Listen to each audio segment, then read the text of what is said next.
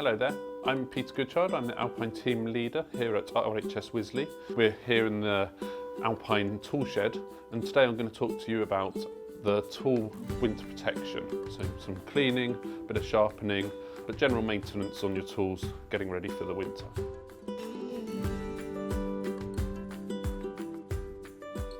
So to start off with, I've got some lovely spades and a fork to show you how to clean, and it's kind of general maintenance really. I've got a wire brush, and we do have some softer brushes as well, and it's just getting the grime off them really, getting all of the dirt.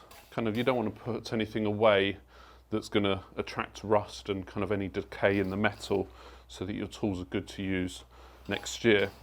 So there's various different oils that you can use once you've cleaned it. But first of all, what we'll do is get all of the mud off, so we've got nice clean surfaces. And then we've got some propeller, which is an alcohol-based disinfectant. So you want to have quite a high alcohol content in your disinfectant, just to make sure you're not going to pass any Phytophthora or any other fungal diseases from bed to bed that you might not be aware of in your allotment or at home. So we'll give that a spray over, and you leave that on for a couple of minutes just to soak in. So I'll leave that one on, clean the spade as well, and give that a good going over, as someone hasn't been cleaning their tools. And again, it's just going over, making sure that you can kind of really assess your tools as you're cleaning them, making sure that there's no cracks in the wood, nothing kind of left behind that's going to cause problems next year. Because the last thing you want to do is, in the spring, come to use all your tools and they're just not fit for use. So yeah, cleaning them over. And I'll give that another spray, that one. So that's nice and clean. And we'll pick up the other one. Now that one's had a good soak, you can just rub that in so that it's kind of really in there, but also you're removing any residue that's left on there, so it's not kind of sitting on the metal. The alcohol content will obviously mean that it will dissipate and kind of evaporate into the atmosphere as such, but you do want to kind of spread it around and kind of get rid of most of it. We'll then go on to some bits of oiling. So we've got two different oils we tend to use. So kind of more mechanical oil, which you're probably very used to seeing. It's more for kind of loosening up joints and kind of something that's going to have lots of movement on it. So probably not fit for your spades. So what I'll use today is a camellia oil. I've got a small bottle of it here, and you only need a couple of drops. So you just need a few drops in a bit of a tray, just to kind of, so you can dispense it on a rag or a tissue, and just run it over there. And it will just leave a film on the tools, just so that it kind of protects it through the winter, and that will last all the way through till next spring. It's good to do pretty much every month or so, if you're going to go long periods without using your tools, just to kind of discourage rust from setting in. And again, it's as you're kind of working over the tools, it gives you a chance to kind of make sure you haven't got any cracks in the fork and kind of in your spade, and then the handle as well. I mean, the handle's pretty clean, so we won't rub that over, but you can use a kind of quite harsh wire brush to just clean those up. And also, if you get any kind of like little splinters or any bits, you can kind of sand those off rather than having to replace the whole thing. We'll then go on to kind of bits of other kind of things you may not have seen before. So like with the Horis. So we've got two types of Hori here. We've got one with a serrated edge, and you can sharpen these with just a small circular file. And I've also got a flat edged one, which is very messy, which I should have cleaned. So we'll give that a clean as well before I sharpen the edge. And these are very good we use them on the rock garden for going down the edges of rocks and kind of getting out the kind of deep bulbs that are rooting in that you don't want in between all your cracks, so on pavings and stuff. And they do blunten. When we got this, they were razor sharp, and we had to give a bit of a talk to the students. but you can see it's quite rounded, the edges, so we'll put a bit of an edge on there as well. The serrated edges are quite good for if you're cutting through any like small roots or anything, or kind of that you're trying to get out. But yeah, we'll give that a clean, and again we'll just run that over. And I've got a stone here which we use just to clean up the tools, and it's called a cremate, and it's a synthetic kind of block which really works well, just kind of polishing up the stone, your tools, and gets off all the grime and any residue on like your cutting blade. So we'll use this again on the secateurs and the loppers, but it just really shines it up quite nicely, so you can see any faults or any kind of thing wrong in your blade, because again, the last thing you want to do is come to use your tool and it's either snaps on you or it's just not fit for use, and you can really see that kind of all the kind of grime coming off there. It's really quite nice. You get a lovely finish on them as well with using this. So yeah, once you've got that, you want to use a lot of water with that, and we soak them before we use them, so it kind of, the water works with the stone. So you've got it nice and clean. We'll give that a bit of a dry before we use the sharpening block. So I've got a wooden block here which actually has a larger sharpening stone in. We won't use that stone, but the block's actually really useful just to kind of lean against, and you can kind of get an angle on. We've got two different sharpening stones. This is an aluminium oxide. This is kind of quite a medium to kind of harsh sharpening stone. And then this one's a kind of medium to fine. So this is kind of your finishing one. You can go finer than this, but you end up having to sharpen your tools more and more if you go finer and finer. So we tend to just kind of keep it to, like if we're doing lots of secateur work, we'll tend to keep it to a medium sharpening stone, just so you're not having to sharpen every single day. This one's really good, so if on some of my secateurs I've gone through things that I shouldn't have done, been cutting away at a hedge, or kind of making some fine bits through some cuttings, and there's been a bit of a wire through there and I've got a nick. So I'll show you how to get rid of that later. So this one's really good for that. With the Hori, it's quite a nice fine edge there. And what you want to do, because it hasn't got any nicks, we'll use the medium blade, and you just want to go from the top here all the way in one straight kind of line. With the Hori, it doesn't matter too much about the angle. You don't want to go too angled against the blade. You won't sharpen it at all, or you don't want to go like, it's kind of just following that kind of edge there. And I'll show you a couple of tips on the secateurs on what you can do to really make that easy for yourself and getting the angle right, because there's people always talk about 30 degrees or so, but there's a couple of nice little tricks that you can do to kind of make your life easier. And then it's got this smaller blade here, so we'll do the same through there. Obviously, I'm not wearing gloves at the moment, but do be careful if you're this is your first time using the sharpening stones, because they can, as you obviously you're sharpening this edge, you will end up getting a sharp edge on there, and you don't want to end up cutting your fingers or kind of injuring yourself. But yeah, you can it's quite nice to be able to feel.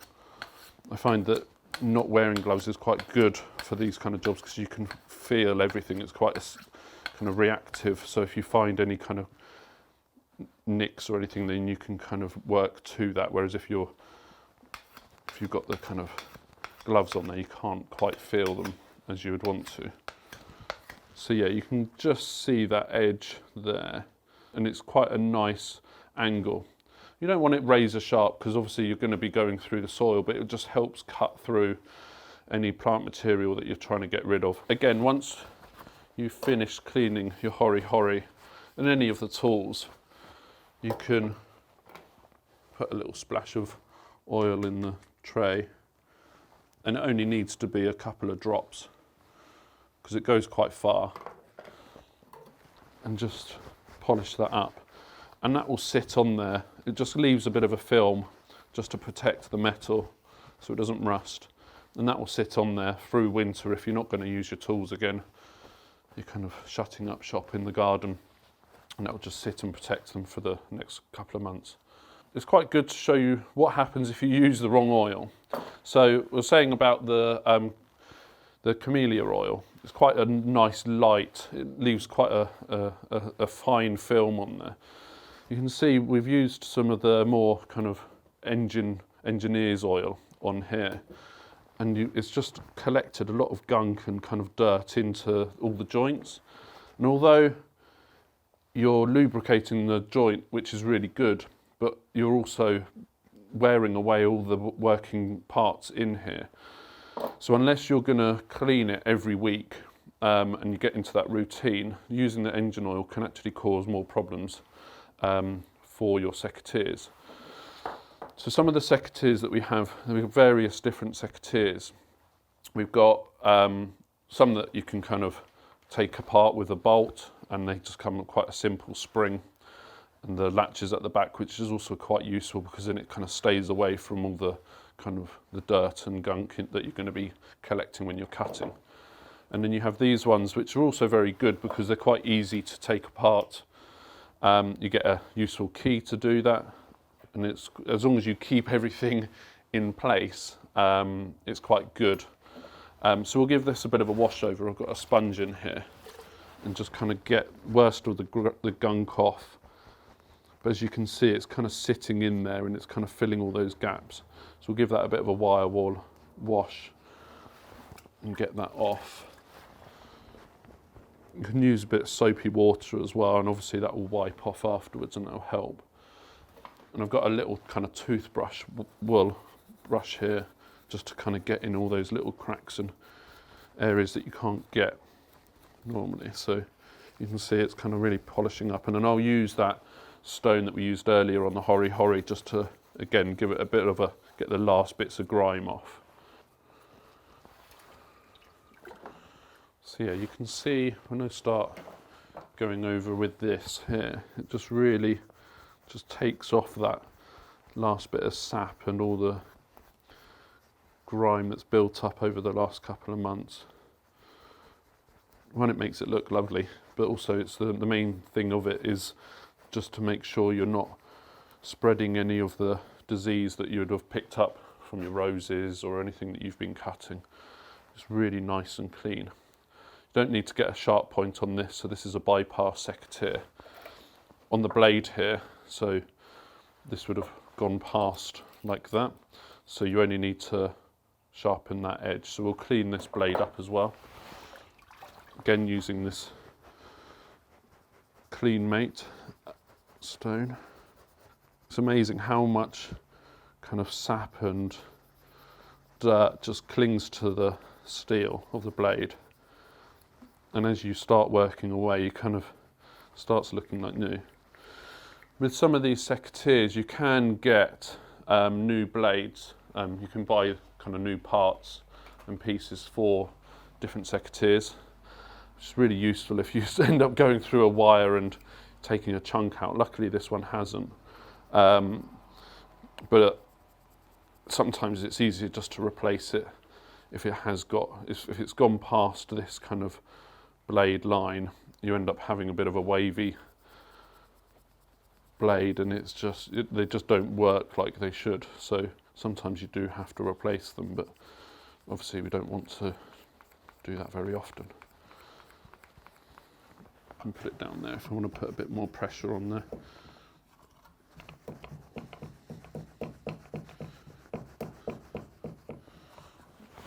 Through the water, and it's starting to get there now. You can really see that shine and all the gunk coming off.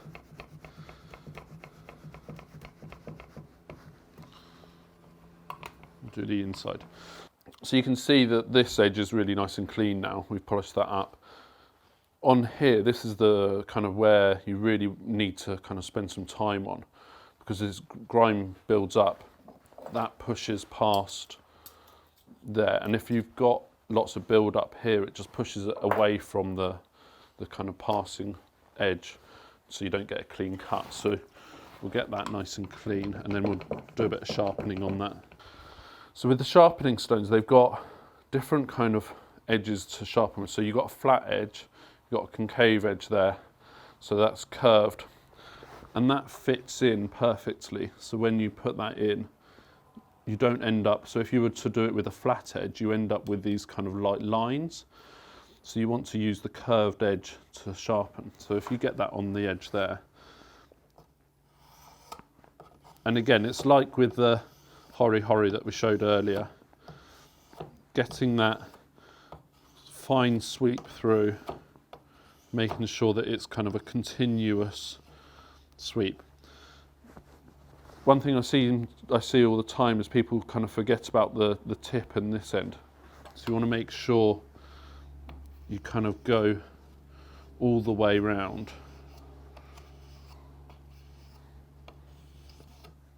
One thing you can do to make your life easy, if you want to make sure that you get the angle right, and you can kind of see that starting to rebuild that edge. I've seen a couple of people use permanent marker pen, and it's quite good just to go round. As I was saying earlier, you only want to really sharpen the first millimetre of the blade. So if you get a pen, so you can kind of see as you draw that round, so that will help you as a guide on where you're sharpening. So you can kind of really use that to kind of guide you around. And if you miss that, you're either going either too sharp, so you're kind of going that like that and you're not going to wear it off, or you're going like that and you're missing it completely. So it's a really good tip. Tip that over so you've got the straight edge.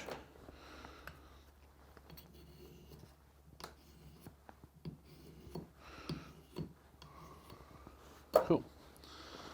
So it's lovely and sharp there, so you've got a nice edge. I've seen a few people, when they've kind of finished, they just take off that burr. I don't particularly like doing that, because then the more you take off that edge, the further away from the cutting bypass point. So as that goes through, you've got like a bit of a bevel on that edge, and you don't really want that as flat as possible. So I'll attempt to put this back together and make sure that I get this right.